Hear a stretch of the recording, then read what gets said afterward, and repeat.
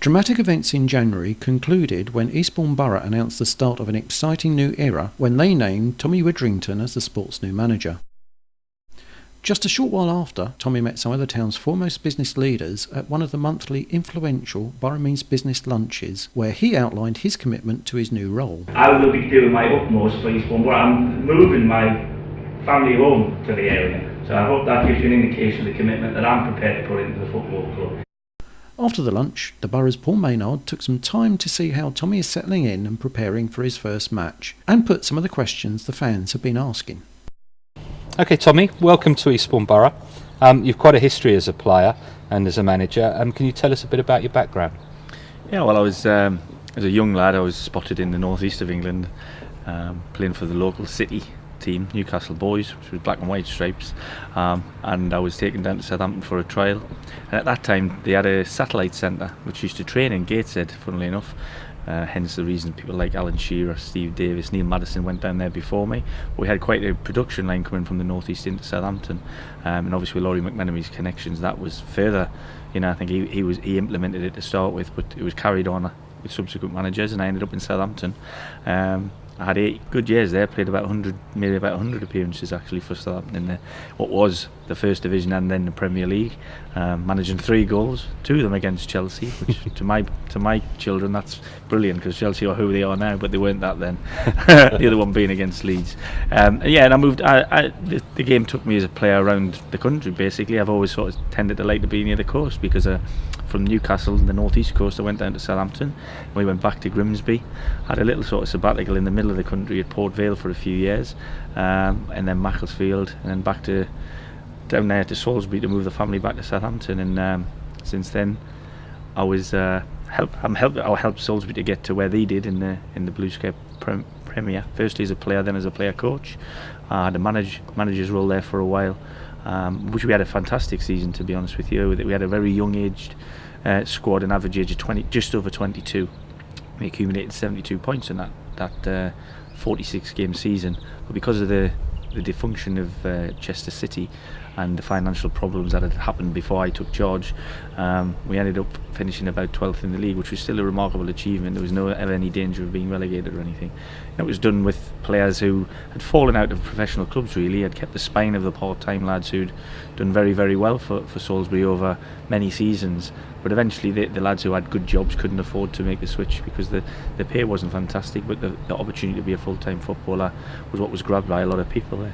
So that earned me a move, if you like, in coaching terms, to Southend, to go under the wing, what I thought of Paul Sturrock. But unfortunately the football club wasn't portrayed to me in its true light, and the financial problems that Southend were facing meant that I, along with a lot of other people, were made redundant after only 6 months, which was disappointing, having worked very, very hard for the opportunity to go in at that level. But after a few months out, I'm delighted to be back. Having spent a short time at Hemel Hempstead, I'm thankful to them for giving me the opportunity to get back into management, but didn't hesitate when the opportunity came to come to Eastbourne, and hopefully I can be part of another successful period in the future of the borough. Great. Well, we're very pleased to have you here. So apart from the weather and being on the coast, what was it that attracted you to Eastbourne Borough? Well, it was the sunshine, but since I've been here, it's snowed and rained. But no, only joking. Like I said, my time at Salisbury was almost mirrored a year later, really, by Eastbourne Borough's rises up the leagues. So I can see it's a club that knows how to get to the higher echelons of the non-league pyramid, as it were. We're only one away from it as we stand. Infrastructurally, I've only been involved in 3 or 4 non-league football clubs, but this is by far, from what I've seen so far, the most stable run club, and that's encouraging from my point of view. With the history of the couple of clubs I've been in lately, the last couple of employments, certainly haven't been that way, with Salisbury's problems and then again with Southend. So I'm looking to put some roots down. I've seemed to be drawn to the south coast, or to a coast anyway, when I go towards football. So let's hope this is a good match for each other. Okay. Is there anything else that's impressed you about the club? Well, I've got to say this, and I'll probably keep harping on about it every time I'm interviewed. But the local community and the people who want to help me, voluntarily or paid members of staff, is phenomenal. They really are. Everybody seems to be a bit hands-on, which some people mightn't like. But I think with a club at our level, at the current level, it's really needed. As we all know, sometimes it's not all about the money that people can give you, it's about the help they can give you, whether that's helping clear snow from the pitch, or helping with other aspects of running a day-to-day football club when the players aren't here, because it is very, very important. That's been really impressive. Good. And what management qualities do you think you bring to Eastbourne Borough? I think people who don't know me will possibly call me a little bit belligerent and a bit aggressive, but I think there's it's like anything, it's horses for courses. I do believe I'm a good man manager. I believe I see good traits in people, and I also see traits that maybe I don't want around sometimes. I think you've got to be able to pick the wheat from the chaff, as it were, and make sure that you put the right bundles together, let's say. I've inherited a full squad of players, although they're not all fit and well at the moment. The lads who are here, I've not worked with any of them personally as the manager or coach before, although I have tried to sign one or two of them before. Not that I'll tell you who they are, and never managed that, funnily enough.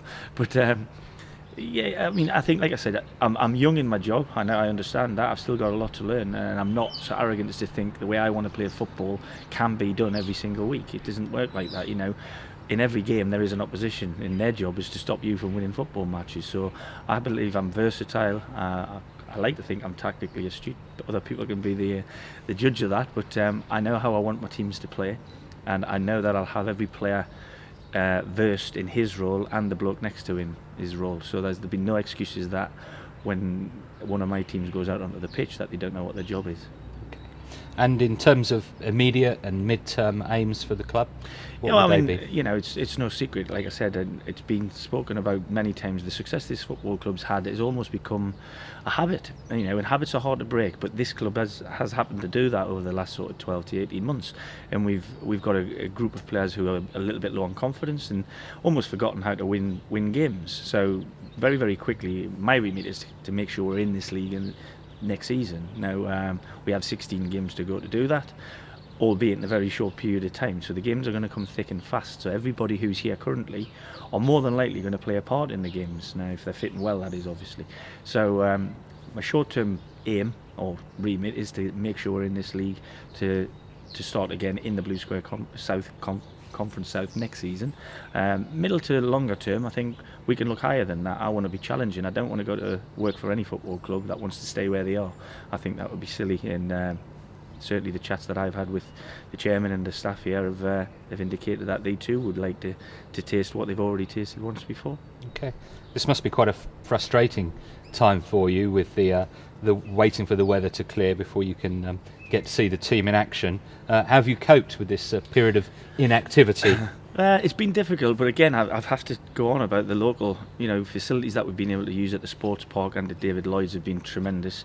I mean, lots of the country have been gripped in icy conditions, and we just couldn't get on the grass until last night, which was Tuesday night. And I was pleased with what I saw from the players in the effort and the application that in every session that we've had.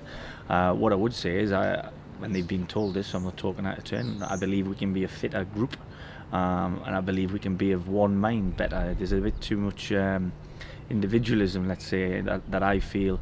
Any car is only as good as its working components, and I think you only need 3 or 4 of them working components not to work, and you don't get a car going forward. So, I want this team to move forward together. I want everybody to be singing from the same hymn sheet. So, as if there'll be 11 lads out there running around, they'll only be thinking one way, and that's the way I want the game played.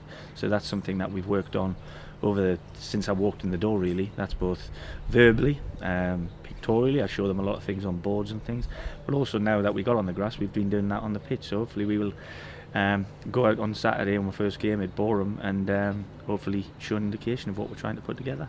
Okay, and you've obviously been working with the players, as you've said, for a while now in training. Are there any particular strengths that have impressed you? Well, 2 things are very apparent. We've got a lot of players who are very comfortable on the ball, which means I'd like to see in match situations that we retain the ball well. And the other thing we've got genuine pace in a lot of areas. So again, they're 2 things put together, like I said, and adding other components to that, you've got the makings of a team who can certainly win football games. But I'm not going to jump in and make myself look silly and say this one's good or that one's good or that one's not doing so well. they will all get the opportunity to show me in a match, and I think that's the important thing. Everybody can do well in training, and most of them have done okay in training, but the proof of the pudding is when 3 o'clock comes on a Saturday and they cross the white line. Can they take their training performance onto the match? Apparently that hasn't been happening of late, so let's hope there's a change in that fortune. Let's see. Are there any particular areas you've been working on in training? Well, the shape of the side, like I said, I think every manager has a favoured way of playing, and people ask me how I like to play, and I always say I like to win the game. It's as simple as that, So I like to be flexible to a degree. I think you've got to take into account the strengths and the weaknesses of the opponents that you come against.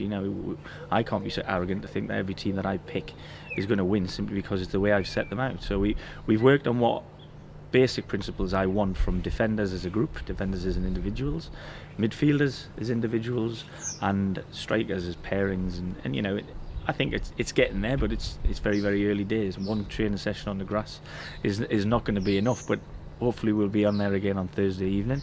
Like I say, we've got 16 games to make sure we win more than we lose, and that would see us fine for the next season. I think it follows from what you've said that there may not be a style of play that's most associated with Tommy Widdrington. Would you agree with that? Well, I think another thing I would like to assume that all managers think that their team represents a little bit of them as an individual. One thing's for sure is I want to win every game I play. Now, I'm not so silly as to realise that's going to happen, but any team that comes to Priory Lane certainly will not be leaving here without knowing that they've been in a game. And I want the lads to give every last piece of effort. I believe today it's not a 90-minute game. If you look at the statistics showing that the amount of goals and games that are won and lost after the 45-minute mark and after the 90-minute mark are huge. So, like I said, we've been able to impress upon the lads in this mini pre-season, if you like. So our start of our season, Alan and I, that they need to be at it from minute 1 to minute 101, and that's something that I hope is reflected on a match day. And in closing, what would you like your era at Borough to be remembered for? Well, if it's half as successful as the previous guy, then I'd have done okay. Because of the levels they've risen to, it's not inconceivable to see that we can go back to the Blue Square Bet Premier. That would be what I would like to do first and foremost.